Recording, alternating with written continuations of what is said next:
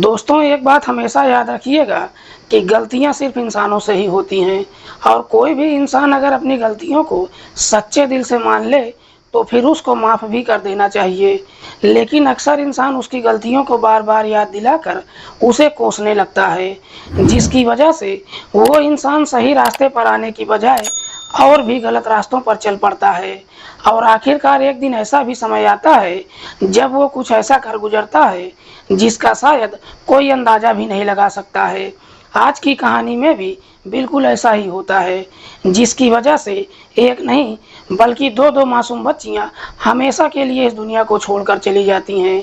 लेकिन जब इसकी असलियत लोगों को मालूम चलता है तो हर कोई हैरान रह जाता है। वाकई में दोस्तों, आज की जो कहानी है ये आपके भी शरीर के रोंगटे खड़े कर देने वाली है। नमस्कार, प्रणाम, मैं आपका भाई, आपका दोस्त अभय, और आप देख रहे हैं the keep crime.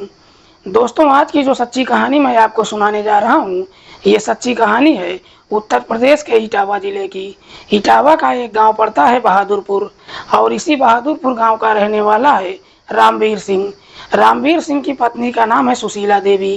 Ramveer Singh के टोटल 7 बच्चे हैं, जिनमें 4 बेटा और 3 बेटियां। बड़ी बेटी का नाम है प्रियंका, जिसकी उम्र है 19 साल, और 2 छोटी बेटियां, जिनमें एक का नाम है रोशनी और दूसरी का नाम है शिल्पी। रोशनी जिसकी उम्र है 7 साल और शिल्पी जिसकी उम्र है लगभग 5 साल के आसपास। रामवीर सिंह जो खेती किसानी के साथ साथ पशुपालन का भी काम करता है और अपने परिवार के साथ काफ़ी खुशहाल तरीके से जीवन व्यतीत करता है। बात कर रहा हूँ मैं 8 अक्टूबर 2023 की शाम के लगभग 5 बजे के आसपास की। उस वक्त रामवीर सिंह अपनी पत्नी सुशीला के साथ खेतों पर गया हुआ था। उसके चारों बेटे जो गांव में क्रिकेट खेलने गए हुए थे। घर पर सिर्फ बड़ी बेटी प्रियंका और उसकी दोनों छोटी बहनें ही थे।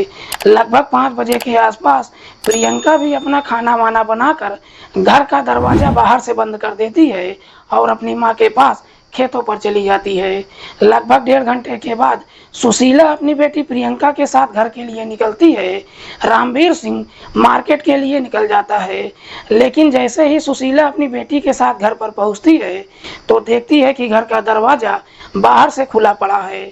घर के बाहर का दरवाज़ा जब खुला हुआ देखती है, अपनी बेटी को डांटने लगती है। कहती है कि मैं तुमको कई बार कह चुकी हूँ कि जब भी घर के बाहर जाना दरवाज़ा बाहर से बंद करके जाना। इस पर प्रियंका अपनी माँ को जवाब देते हुए कहती है कि मैं दरवाज़ा बाहर से बंद करके ही गई थी। दोनों छोटी बहनें कमरे में सो रही थी। जैसे ही प्रियंका अपनी माँ को इस प्रकार का जवाब देती है, सुशीला अपनी बेटी को लेकर घर के अंदर प्रवेश करती है और अपनी दोनों बेटियों को आवाज़ देती है, लेकिन बावजूद इसके अंदर से कोई जवाब नहीं मिलता है। लेकिन सुशीला और प्रियंका जैसे ही कमरे के अंदर प्रवेश करती हैं, अंदर का नज़ारा देखकर दोनों चीख चीख कर रोने लगती हैं। दरअसल कमरे के अंदर सुशीला की दोनों बच्चियों का डेड बॉडी पड़ा हुआ था।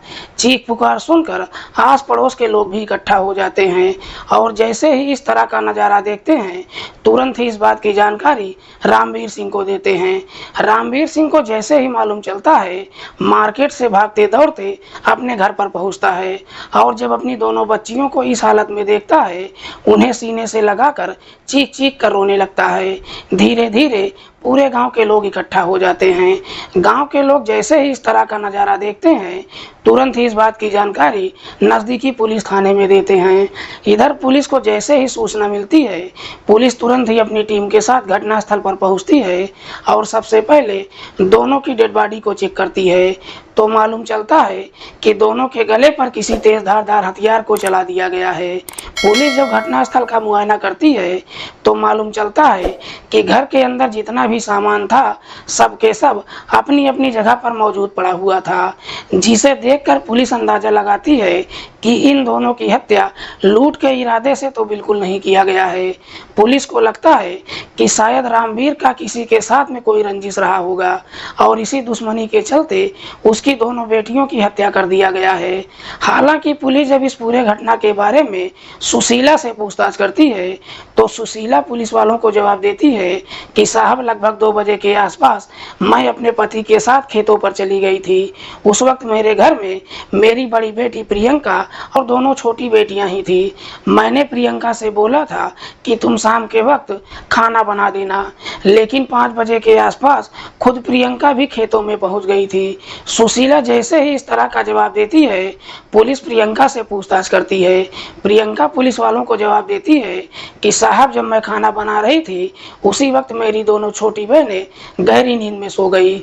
जब दोनों सो गई, मैंने उन दोनों को कमरे में सुला दिया। क्योंकि मेरे पास भी लगभग 1 से 1.5 घंटे का समय था, मैं दरवाजा बंद करके माँ के पास खेतों में चली गई ताकि पशुओं के लिए कुछ चारा लेकर आ सकूं। प्रियंका जैसे ही इस तरह की बातें कहती है, पुलिस को उसकी बातों पर भरोसा नहीं होता है। पुलिस को इतना तो मालूम चल जाता है कि दोनों की हत्या जिसने भी किया है, रामवीर का जरूर कोई जानने वाला ही होगा। क्योंकि पुलिस जब इस पूरे घटना के बारे में पड़ोसियों से पूछताछ करती है तो पड़ोसी एक ही जवाब देते हैं कि साहब, हमने घर में किसी को भी आते जाते नहीं देखा है।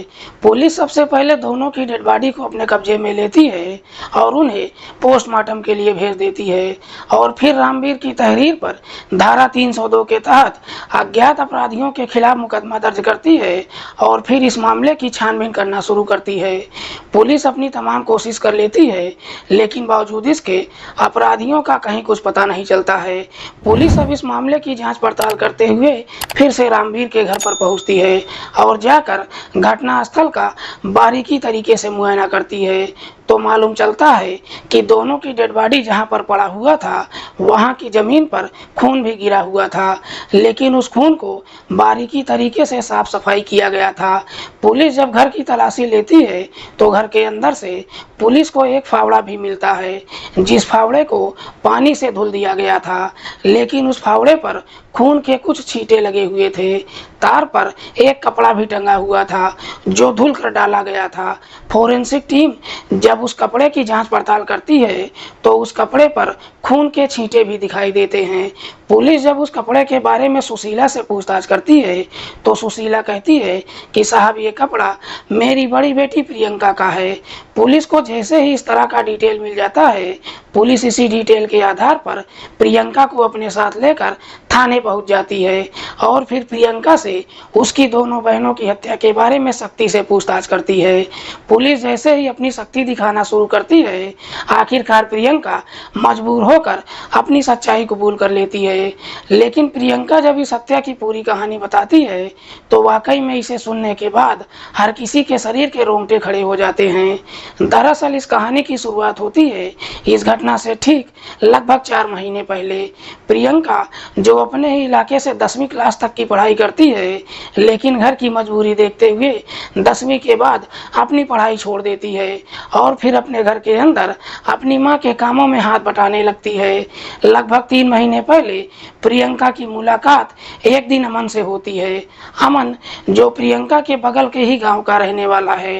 अमन और प्रियंका की जब मुलाकात होती है, पहली नज़र में दोनों एक दूसरे को दिल दे बैठते हैं और आखिरकार प्रियंका और अमन के बीच में प्रेम प्रसंग शुरू हो जाता है।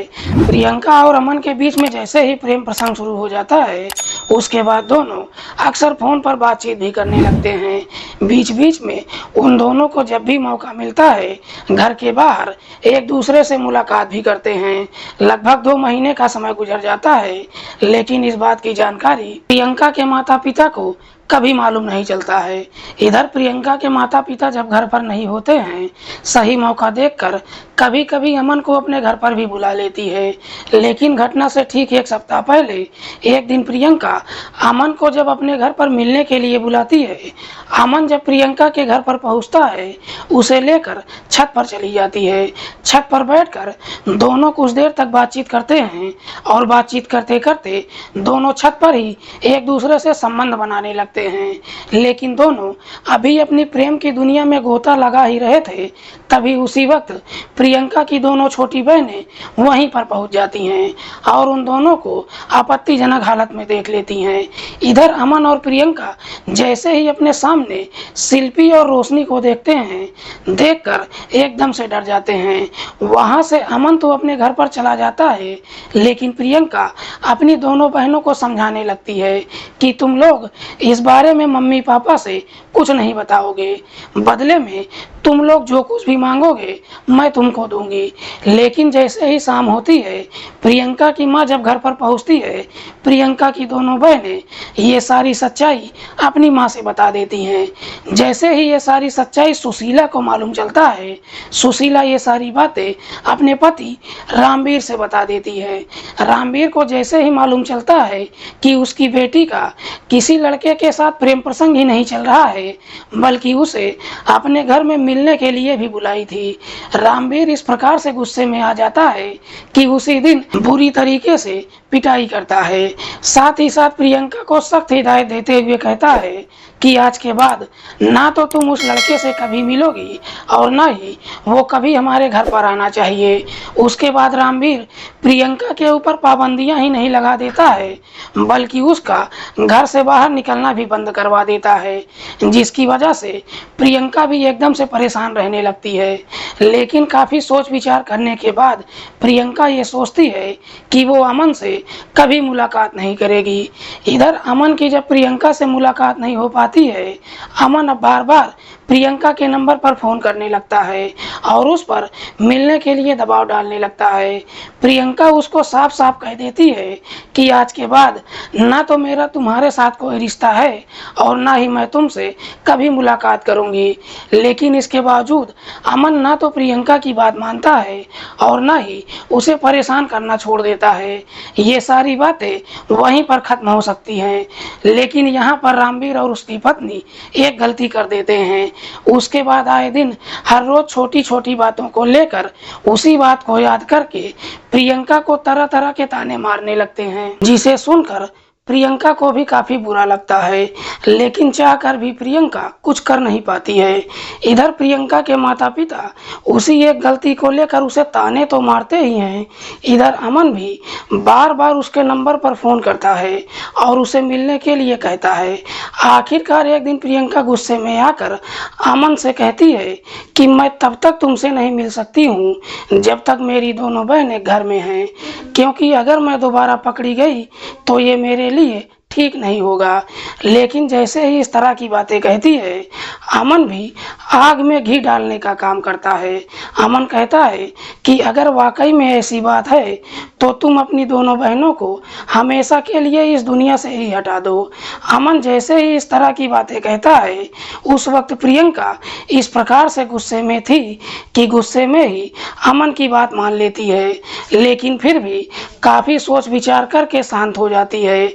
8 अक्टूबर 2023 को दोपहर के वक्त रामवीर जब अपनी पत्नी को लेकर खेतों में चला जाता है, सुशीला अपनी बेटी प्रियंका से कहती है कि तुम खाना बनाकर सारे बच्चों को खिला देना और घर पर ही रहना। इधर प्रियंका जब अपने घर के अंदर खाना बना रही थी, उस वक्त उसके चारों भाई गांव में क्रिकेट खेलने के लिए गए हुए थे और घर पर उसकी दोनों छोटी बहनें ही मौजूद थी। जब खाना बना रही थी, प्रियंका की दोनों बहनें उसे काफ़ी परेशान कर रही थी। दोनों जब उसे परेशान करना शुरू करती हैं, प्रियंका दोनों से पहले से ही काफ़ी नाराज चल रही थी। इस प्रकार से गुस्से में आ जाती है कि तुरंत ही रोशनी को पकड़कर एक कमरे में ले जाती है और अपने घर के अंदर से ही एक फावड़ा उठा कर लाती है और गुस्से में उस फावड़े को रोशनी के गले पर चला देती है, जिसकी वजह से रोशनी की घटनास्थल पर ही मौत हो जाती है। प्रियंका गुस्से में उसी फावड़े को लेकर बाहर निकलती है और फिर अपनी छोटी बहन शिल्पी को भी बगल के कमरे में लेकर जाती है और उसी फावड़े से शिल्पी के गले पर भी चला देती है, जिसकी वजह से शिल्पी की भी घटनास्थल पर ही मौत हो जाती है। उसके बाद प्रियंका उस कमरे के कोने में बैठकर काफ़ी देर तक सोच विचार करती है। काफ़ी देर तक सोच विचार करने के बाद अब अपने आप को बचाने के लिए एक रास्ता निकालती है। दरअसल ज़मीन पर जो खून लगा हुआ था, सबसे पहले उस खून को बेहतर तरीके से सफाई करती है। साथ ही साथ उस फावड़े को ले जाकर पानी से धुल देती है और उसके कपड़े पर जो खून के धब्बे लगे हुए थे, अपने कपड़े को भी उतार कर धोने के बाद उसे तार पर डाल देती है। उसके बाद लगभग 5 बजे के आसपास जब अपने घर से निकलती है, घर का दरवाजा खुला ही छोड़ देती है, ये सोचकर कि जब वो अपनी माँ के साथ घर पर आएगी तो सबको यही लगेगा कि शायद किसी ने घर के अंदर घुसकर उसकी दोनों बहनों की हत्या कर दिया है। प्रियंका जब अपनी माँ के पास जाती है तो इतने बेहतर तरीके से पेश आती है कि जैसे उसके घर में कुछ हुआ ही नहीं है। वाकई में प्रियंका जब ये पूरी कहानी पुलिस वालों को बताती है, पुलिस प्रियंका के बयान पर उसके आशिक अमन को भी अपनी हिरासत में लेकर आती है। फिलहाल पुलिस ने इन दोनों आरोपियों को अपनी हिरासत में लेकर इन दोनों के ऊपर गंभीर धाराओं में मुकदमा दर्ज करके दोनों को जेल भेज दिया है। दोस्तों, आज की कहानी सुनाने का उद्देश्य किसी को परेशान करना नहीं है, किसी की भावनाओं को आहत करना नहीं है। हमारा उद्देश्य समाज में हो रहे अपराध के प्रति आपको जागरूक करना है। मिलते हैं किसी और सच्ची कहानी के साथ, तब तक के लिए नमस्कार। जय हिंद।